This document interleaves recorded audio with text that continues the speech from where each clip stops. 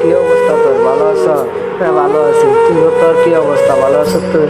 আরে বন্ধু ভালো আছি, তোর সাথে মেলা দিন ধরে কথা হয় না, দেখা হয় না। কি অবস্থা বন্ধু তোর? আল্লাহ রাখছে কোনো স্রোত ভালো আছি রে। আরে বন্ধু তুই এরকম কথা বলছিস?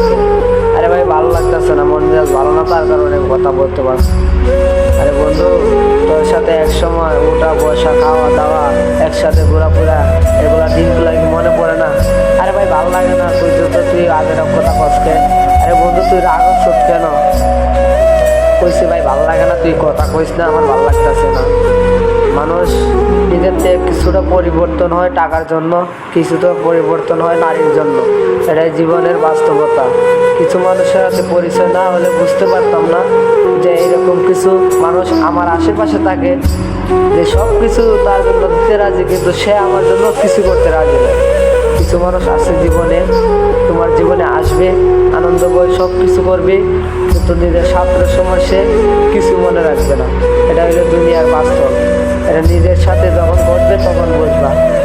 যদি চলতে চাও তো নিজেকে বন্ধু বানাও।